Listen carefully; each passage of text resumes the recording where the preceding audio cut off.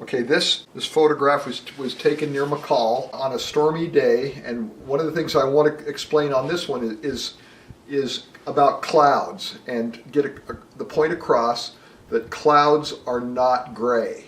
This is a gray day, but the clouds are not gray, they're purple. One of the things about painting outdoors, study the clouds. Study the clouds until you can see the color in them. Your brain is telling you that the clouds are gray, but your eyes can give you different information if you look. Okay, now I'm going to start down here with a horizon line. My horizon line on this one is very close to the bottom of the canvas. You know, I'm not just going to put a straight line across the canvas. That's kind of boring. What I'm doing, I'm coming in, stop.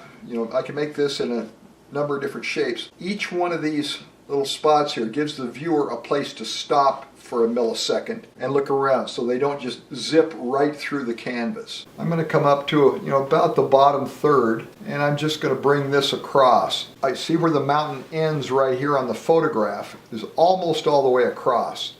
Very often new painters, since this mountain starts over here, they'll end it about here. They're doing the mountain, they see the mountain, but they don't see the shape and how the shape works with the composition. So now see, I have three shapes. I have a dominant shape, and then I got this subordinate shape here, and then I've got a third shape that's even smaller coming in across there. But each of those shapes is a different mass. So now I've got some trees to play with in this. This tree is kind of out here on the edge, and I got a tree clear over here on this side. I've got a tree kind of out just left of my thirds line, and I think what I'm going to do, I was going to put this tree right on the thirds, but I changed my mind. I'm going to try to put one of these kind of burned snags. I'm going to try to put one of those over here on the third and see if I can make one of those trees the center of interest. So now I'm just going to come down here sketching in as I go. Remember, when you're doing pine trees are not symmetrical. They're balanced, but they're not symmetrical. So I'm coming down here, I'm going to pass my mountain there, set this pine tree down I'm going to set it right down on the horizon. This will give it the effect that my eye is low. I'm not looking at the tree on this side of the hill, it's slightly on the other side of the hill. So it's just coming down to that edge, that little horizon edge. I've got a couple more trees here that are on the other side of that hill. There's one there, and let's see, I've got a few here. One of the things I want to watch for these trees is that I don't want any tree the same height, and I want different spaces between my trees. These trees here in the background, the trees are the subject matter, but the composition lives in the space between the trees. So I want every space to be its own shape. I don't want to have the same shape here and here and here.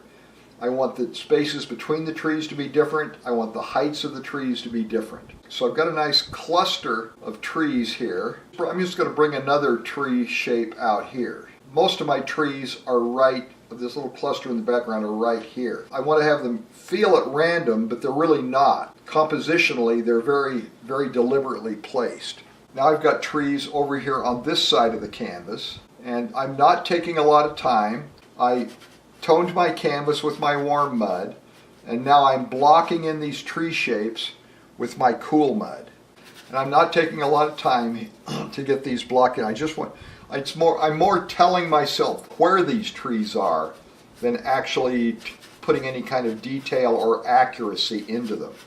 I want to be able to sit back, I want to get this done quickly, and I want to just kind of look at a glance and be able to see what I think of my composition.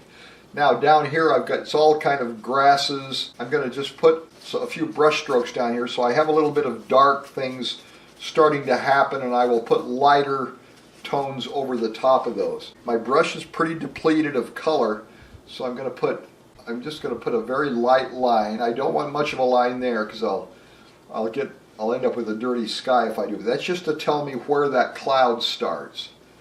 And then there's another little edge there, and then there's this wedge that comes in the light and dark of the cloud.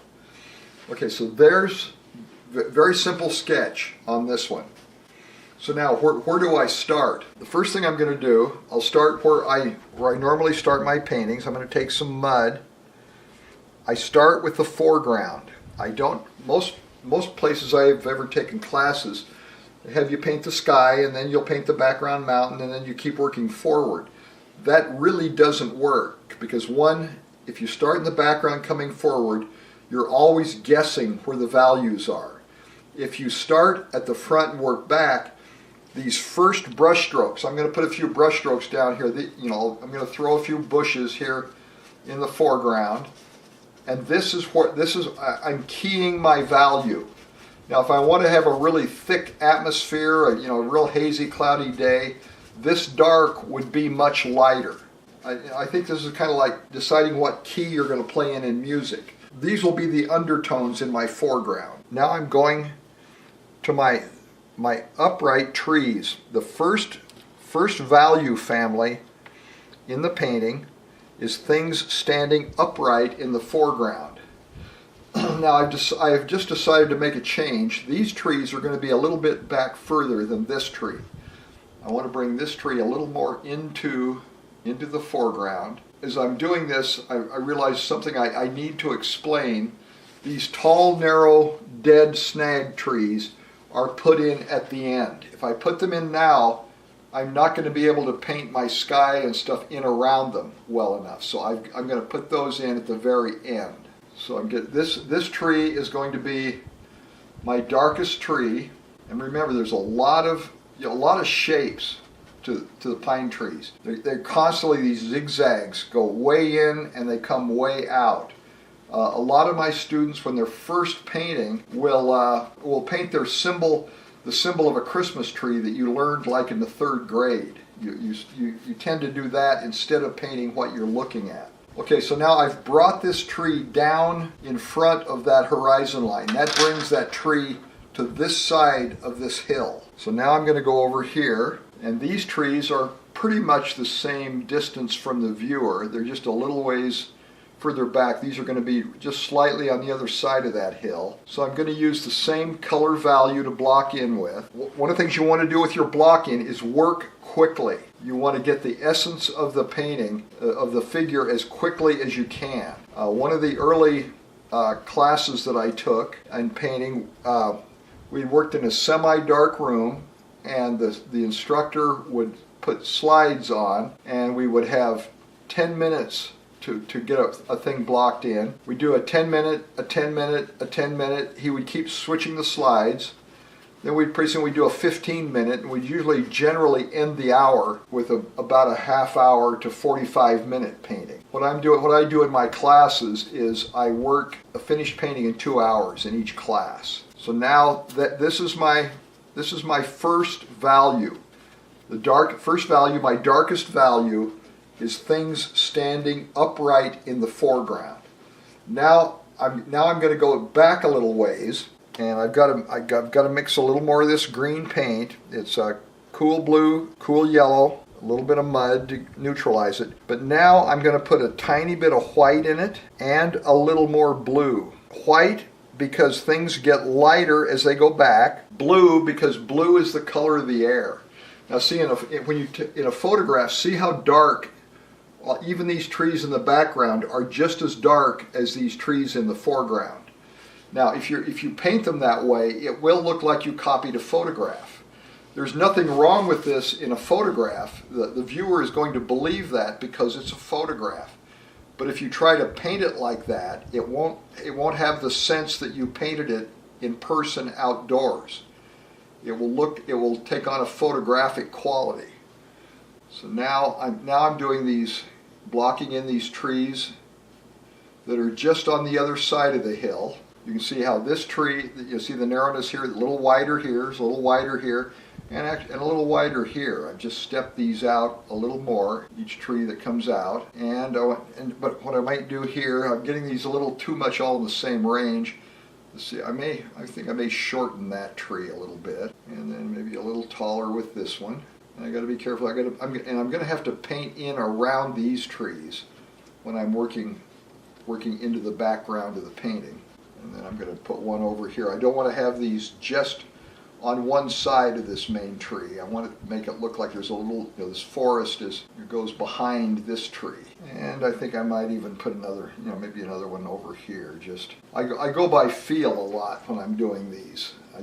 Very often I'm not thinking what I'm doing. I'm just letting the brush go with what feels right. This is pretty much my foreground darks. There's two values in my foreground family now. My darkest value is my foreground trees, and the trees that are back a little ways are just a little lighter and bluer. Okay, now I'm going to go back another step.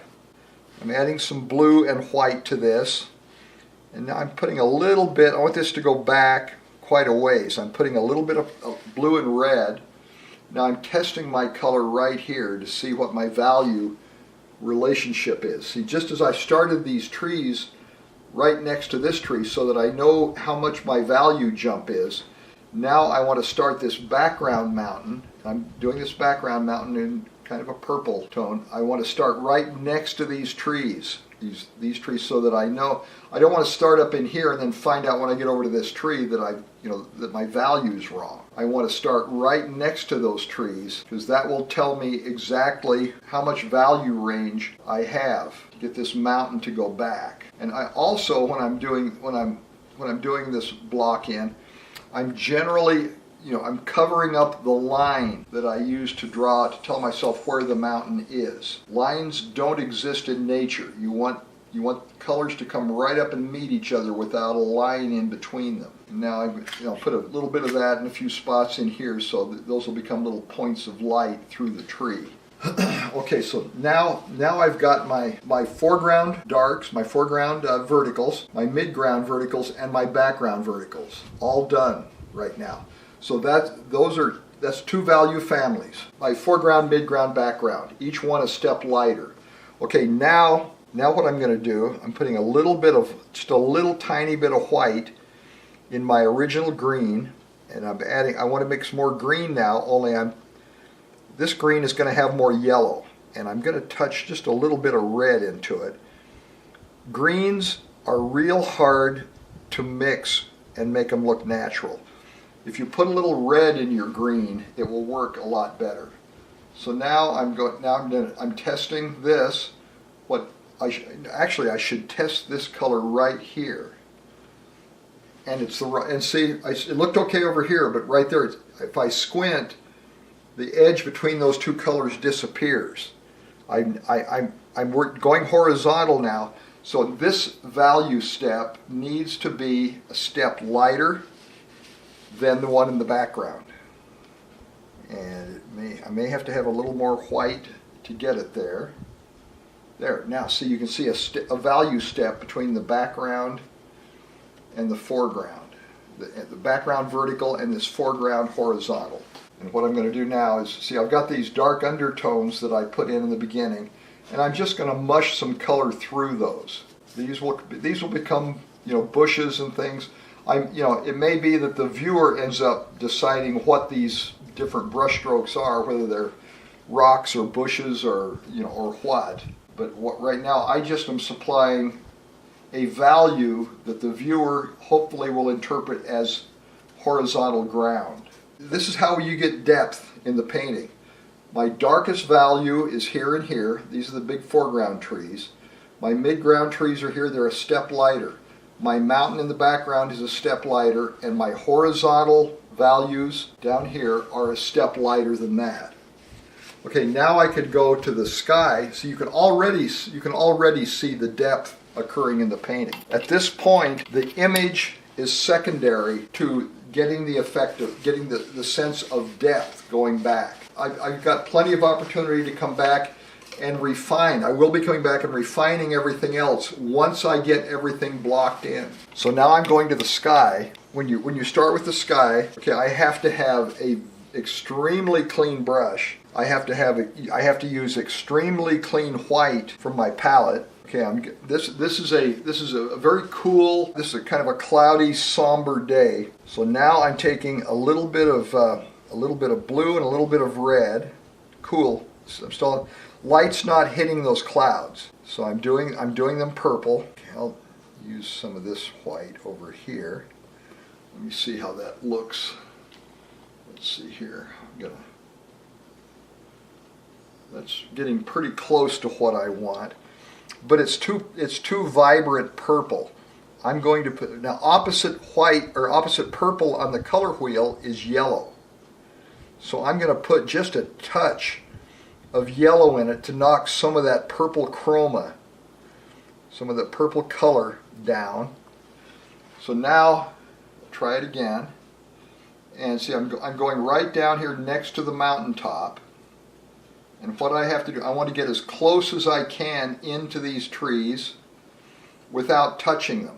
If I touch, I've got so much white in my brush and so little color that if I touch these trees, it's going to be, I'm going to have a dirty sky. So when I'm doing this sky color, I want to have quite a bit of paint mixed. I'm going to put a little dash over there just to, I'll have some little points of light, through here where you can see through the trees. I have really thick paint so that when I do touch that mountain or one of these trees, I can immediately put thick paint back in my brush and keep moving. I can overpower the dirty brush with thick paint with the color in it that I want. So I've just got to keep getting in between all of these things. A lot of times my new students ask, wouldn't it just be easier to paint the sky first and not have to worry about this? And the reason I do this is this forces me to concentrate on the negative space that's between the trees.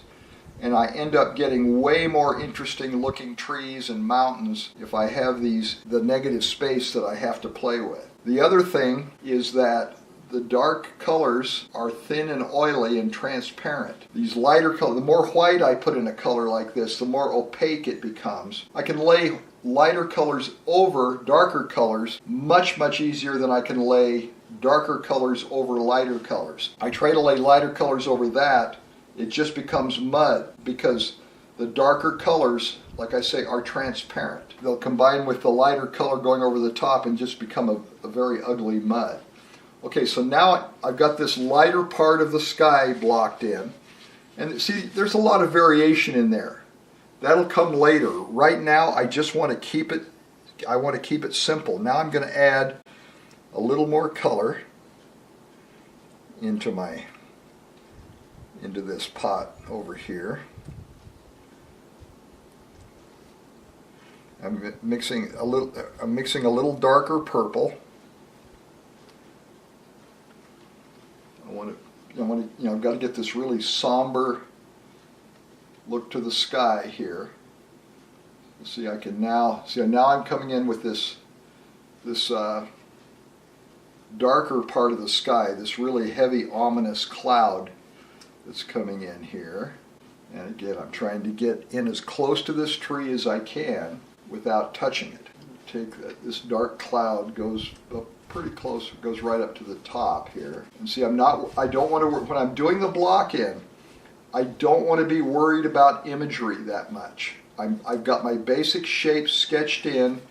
I'm working with my basic shapes, not with my finished shapes. I'm not going to finish those. Nothing will be finished until everything is blocked in. If I start putting highlights on the trees right now, I'll get the value of them wrong because I'll be affected too much by my undertone of the canvas. This part of the painting, the part of the canvas is not going to be in the finished painting. I have to get rid of all of that canvas tone in order to be able to see where I'm going. I've got that darker color in here. I'll get a few more little points of light. Put a little more. Now I want to go back to a lighter. I still want this to be cool, so I'm just adding white. I'm not adding any warm to this.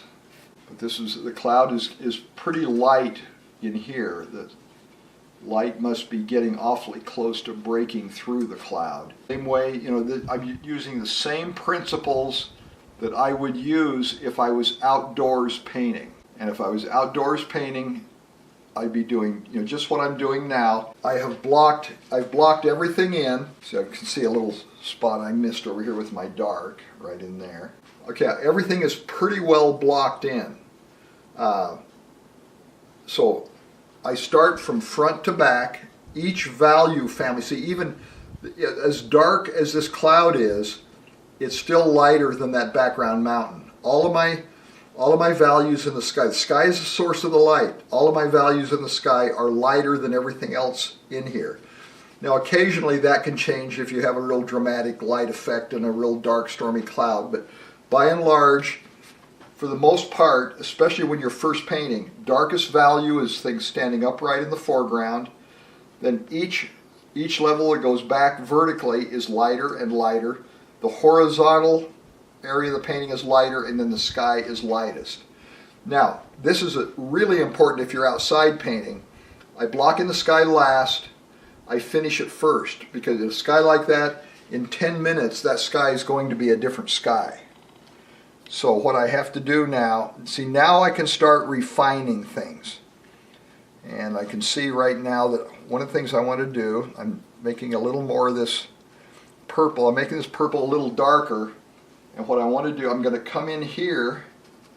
See, I've got quite a dark color mix there, but the minute I put it on this lighter area, see, this lighter paint just swallows it right up. So it takes a lot of work to make this. I want to just make this part of the cloud a little darker, and that dark kind of streaks across here. And see how I lose all of that darkness the minute I start laying it on here. So I'm just going to keep working this on. And see, my brush, I'm pushing, I'm pulling.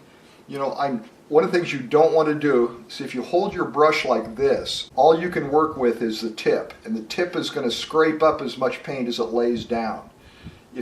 Plus, it's very awkward to get your brush to do other things. If you hold your brush like this, I can twist it, I can turn it this way, there's all kinds of things I can do. But it took me a long time to learn to hold the brush like this. My instructor would grab my brush out of my hand, stick it back in my hand, and in 15 seconds I'd be holding it like a pen again. It's not an easy task. It's well worth developing this habit, but it's not an easy habit to develop. You have to stay awake. Okay, and then I can see down here at the very bottom there's a little variation in value down here in this cloud. Yeah, if I seem a little distracted right now, my dog is having some health problems, and that's really kind of affecting me. And painting is a way that I can get a little distance from it. I can kind of let go of everything for a while. Okay, now I got those dark areas kind of fussed with again. So now I want to come back in and see. I want to lay some fairly thick paint on here. One of the things you want to remember with clouds have no shape of their own. So it's a good opportunity just to play with brushwork. Okay, now I know that looks like my light is kind of coming from the right. So my cloud is much darker on the left. I don't think I'm going to make it quite as dark as is in the photograph.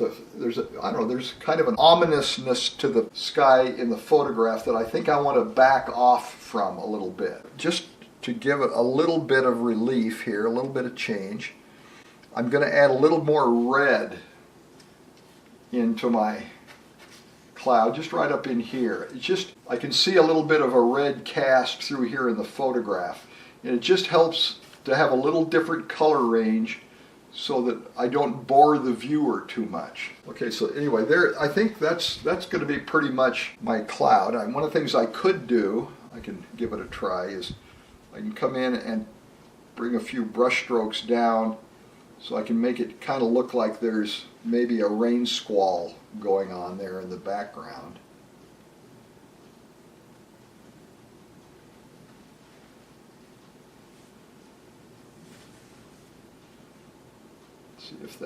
See if that worked. Yeah, I think that. I'll put a little more, let that go back into the trees a little bit. Now what I want to do, I'm just going to put a few more little points of light back in here. I don't want those trees to just be a big wall of trees. I would like to have some little places where light is just kind of peeking through some of these trees. And I'll refine all these points of light are one of the most difficult things you'll learn to do. I'll make those make sense later. Okay, now I have finished my sky. I blocked my sky in last. I finished it first.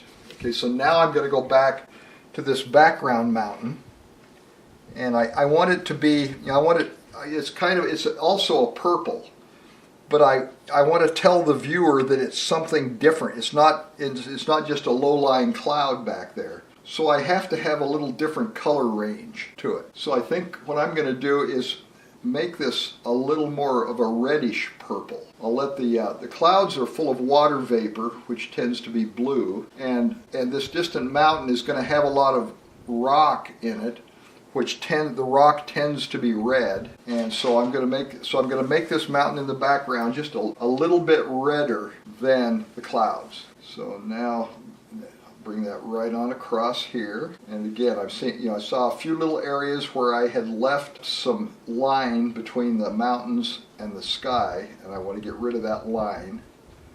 I don't want to, and I'm also going to take that mountain color, and I'm going to put a few little points of light between these trees. Okay, so there's my sky and my background mountain. Okay, so now as I come forward, I've got back to my horizon with the sky. Now I'm coming forward, so now the next thing coming forward is these lighter green trees back here, and I don't really like the color of them. The value is right. I think they need to be a little more blue. So I'm going to add a little blue and see what happens. Now I've had to leave these trees fatter than I wanted because I couldn't get in with the sky color. So in order to make them have the proportion I need, I'm going to have to make them taller, so that as I come down, see, I can go now there. I can make them a little wider in there, and I can come out and get rid of that little halo of canvas tone that I've had to leave around them. And I'm having, it's always a little difficult putting these in because I'm putting dark color over light color. Dark color over light color is very difficult to do. I have to keep going back and getting fresh paint because every time I touch that lighter color, it washes out the value. Now this is up here is going to be, I'm going to refine that just a little more. Okay, now while I'm here, I'll go over to this little guy here, make him a little taller, bring him down. These trees get slightly fatter and fatter as they come down. And it'll take me just a second here. Same thing here, I've got to make this tree now a little taller. So I have to be very aware with what I'm doing now not to make these trees all the same size, all the same height. You don't want the trees to look like they were planted by a farmer.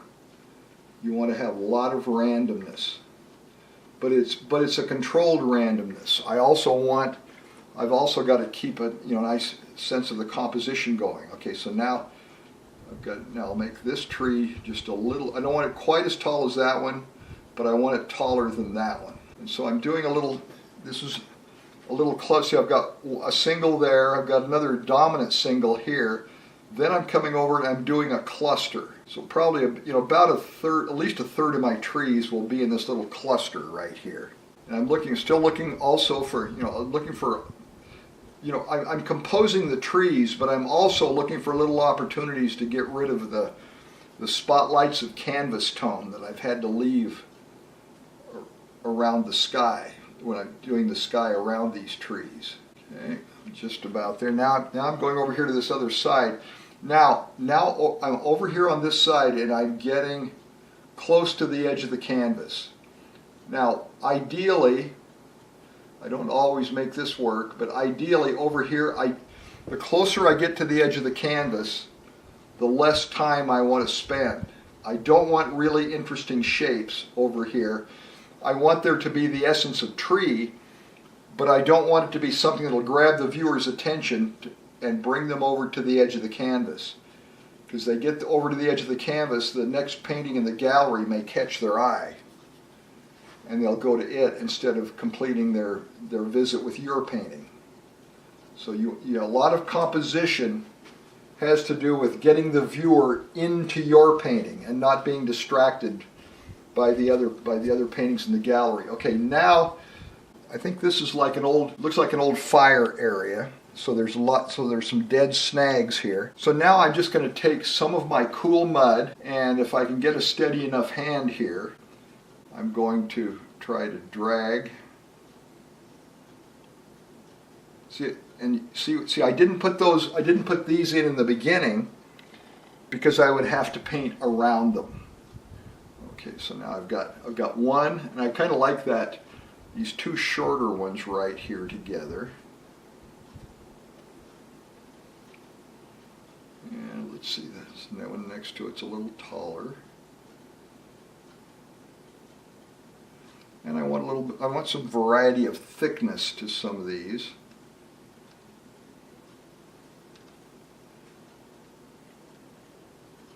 And see, by the time I get down here in front of that mountain, I've drugged so much light paint into them that they're almost disappearing down here. So I have to darken the bottoms of those a little bit. Okay, now I've got a very interesting one here.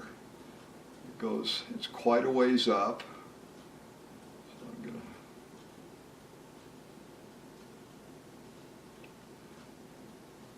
quite a ways up, and then it kind of gets a lot thicker right there. And then I've got another burned snag. I'm just going to go ahead and let it interact with this pine tree right there. Now I've got to darken. See how that lighter color just washes the value right out of that paint. So I have to keep coming back and with more mud and darkening that. Okay, now I've got a snag right here at almost dead center in the canvas, and I don't want anything dead center. So I'm going to shift this dominant one just a little bit to the left and come down here. And I've really got a lot of light paint in this, so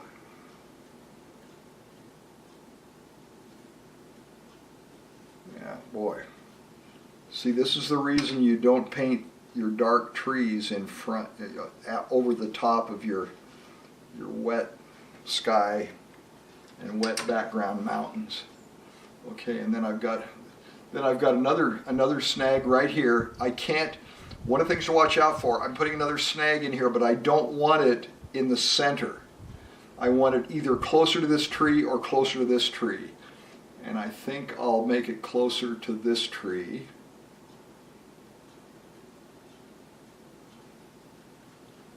And then I've got a couple of distant snags back here. And I'm leaning that snag in as a way, again, of trying to kind of make the viewer kind of go back into the painting. Okay, now I've got to come through. I've pretty much got my snags in, but now I want to get a few branches on them, so that each one has a little bit of interest.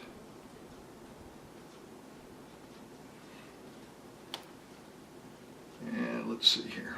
This one I'm going to put most of my energy on this one towards on this side coming into the canvas.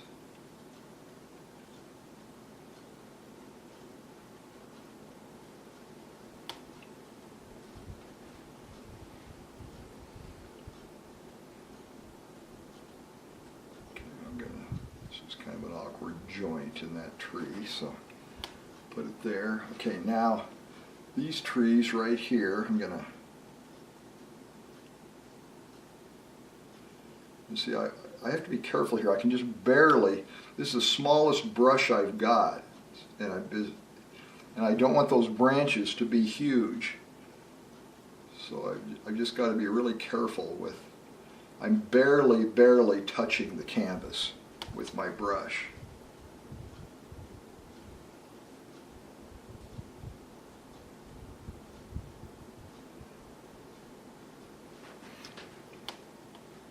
Okay, now this is going to be I want this to be a really interesting, this is kind of the dominant snag here.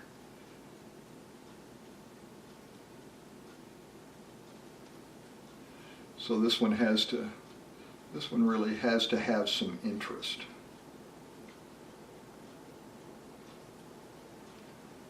And has to really kind of close the deal to make the point that this is an old fire area.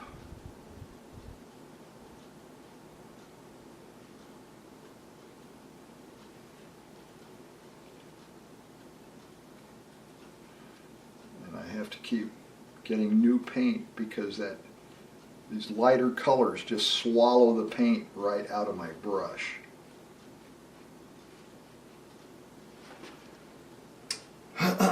Now looks like I can kind of rest on my laurels here a little bit.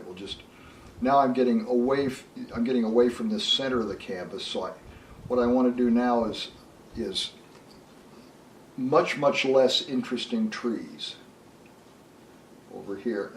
And see, on this tree over here on the left, all the snags that come off of it are going to the right. They're pushing the viewer back into the painting.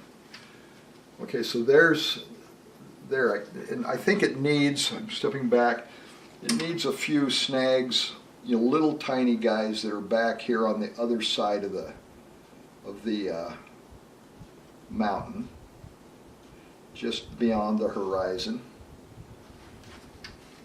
Okay, so there's the snags now, and I don't need to put a highlight. See, it's a real gray day, so there's not a lot of highlights. So now I'm going to go. I guess these trees. Now again, I'll just recapitulate. Darkest value, things standing upright in the foreground, and that includes these things coming back. You notice my trees are darker than those trees in the background. Okay, then my midground trees, my mountain, back to my sky, and then as I come forward now finishing, the next thing for me to finish now, I'm going to mix up some more green, utilizing some mud, blue and yellow, and this is I want to really get the same I'm getting now into the color that's a little too blue, the color that I originally started with. And now see, I have to do the same thing. As I made these trees taller, I've got to make these trees a little taller. Hit the brush with a little too much power there, because I've got to get rid of my spotlights of canvas tone. If you haven't seen my video on palette organization, I would recommend that, because there's probably a lot of stuff in here that you don't quite understand without having some of that information. I'm trying to, I want these trees to look like trees, but it's a brushed on representation of trees. And I want to have mostly just enough stuff on here that the viewer will be able to create some interesting trees utilizing the brush strokes that I'm providing. I really don't want, the more I paint, the less interested I am in creating trees or creating anything. I'm realizing, I'm more than anything else, I'm a con artist. I'm putting down some toxic chemicals on a canvas as a way of convincing the viewer that I've done something, when in fact it's the viewer that is creating the image. I'm just providing a mess on the canvas. Now I come down and see I can see a lot of little places where I haven't quite got the canvas covered. Some of these little areas I want to leave out so that it appears that you're looking through the trees, but I'm not really, in a very real way, I'm not trying to paint trees. I'm doing, my brush is creating rhythms right now that kind of emulate pine tree, but I'm not painting pine tree. And in fact, when I get done with this, hopefully you'll see a stand of pine trees, but you won't be able to count them. You won't know how many are here, but yet they'll still look like pine trees. Okay, now I'm going to go through and get that same color value over here onto this tree. This tree is coming off the top of the canvas. And now, see, see all those little yellow spotlights from my canvas tone. I've got it, my primary mission is to get rid of those and to make kind of leave it interesting enough that the viewer will take the time to create the tree. without me having to work too hard. If I try to paint the tree, it's going to probably come off looking like an amateur did it. If I just do just enough for you to create the tree, you will think I'm a much better painter, when in fact it's your imaginations that's creating the tree out of these smeared toxic chemicals that I'm playing with. You see, even there, every time I touch those lighter colors, I have to go get fresh paint, because it just washes the value right out of my brush. Now, because I've brought this tree down past that horizon line, it makes this tree, can you see how that makes this tree stand in front of these trees? And I've also purposely made this tree just a tiny bit darker than those trees as I've come through finishing it. Okay, now I'm going to just take some of this green and just throw a little bit around here. Now I want to start, I'm going to put a few little highlights in these trees. What I'm doing now, since it's a cool day, on a warm day in the sunshine, I would do this with warm colors. But I'm staying on the cool side of my palette, and right now, it looks like there is light coming from the right. So I'm just taking some of this lighter green. It's green with more yellow in it. You want to really be careful about white. I have been painting for some time now. I've never come across an instance with landscape painting where I would ever use any pure white. White is used to lighten colors, and when you're doing plant forms, you probably don't want to use much white. White is for communicating reflected light, and trees especially absorb way more light than they reflect. I'm hoping you can see just kind of the subtle highlights in there. You can't really count the trees, but yet you know it's a stand of pine trees. Now I'll do the same thing over here. Come down and see. I'm not painting tree. I'm just using those same brush strokes over here to kind of get the sense that light hitting those trees. Same style of brush strokes I used to build the tree. Okay, so now I think just one of the things I should probably do, I'm going to take just a little bit of warm and cool mud and put it together with a little bit of white. I'm pretty much out of my mud, so I'm adding a little bit of red to it. I want to get kind of a brownish color, and then I can start up here, and I'm putting a trunk in there, and over here I'm putting some trunks. The trunks really don't actually even line up with anything. The problem I have with those trunks right now is that I kind of let go of control a little too much, and they're too evenly spaced with each other. So if you do end up with a space that, I've got 1, 2, 3, 4. You have 4 amigos there. What I can do is stick another trunk close into one of these, and see now that organization, that evenness is no longer there. Okay, now I've put those in. Now I'm going to go back and take some of this lighter color and just break those up a little bit so that those trunks appear to be appearing here and there as the tree comes down, or as the eye comes down the tree. Okay, so now I want the ground down here to communicate something a little different than the trees. It's a plant form, but I want this to be a little different than the trees, so that I'm putting more yellow and a little more red in these colors down here, so that they appear to be a different plant form. Each element of your painting should be a slightly, every different type of thing should be a little different type of color. That's the way I communicate to the viewer that, tell them a bush from a tree or something, is I'll change the color just slightly. Now see, I haven't tried to paint grasses or anything in there, but I have a pretty convincing rendition of the grasses. Now, one of the things I can do, I think I will, I'm going to take a little bit of this yellow and a little red, and I want to bring the viewer kind of into here. I've got this dominant tree, so I'm going to Let's see, I'm going to take a little more yellow, I guess. Maybe I'll even touch a little tiny bit of white. And what I'm going to do is, see, this is a way to bring the viewer into the painting. You see, I'm just giving them something a little more interesting to look at here. I'm just taking it's just almost some pure yellow. And I'm letting this yellow get brighter and brighter as it goes to right there. Now one of the things I can do too, just to belabor the point, is I'm taking a little bit of mud, and I'm taking some red and yellow, and if I come down here on this, what is the highlight side, and I'll just put just a little bit of a highlight down that tree right there. And then maybe I'll do, let's see, I'll do this one as well. And see what happens there is this, all of a sudden, this area of the painting has got a little more interest. It's a little more finished. I'm seeing that now. Okay, now I'm going to maybe these highlights that come down the tree, brighten those just a little bit right in here. So see now the painting becomes about this area here. The center of interest is the point at which the viewer enters the painting.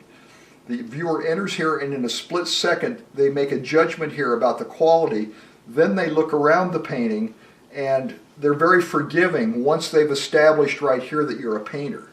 So all you really need to finish is an area about that size, and the painting is done.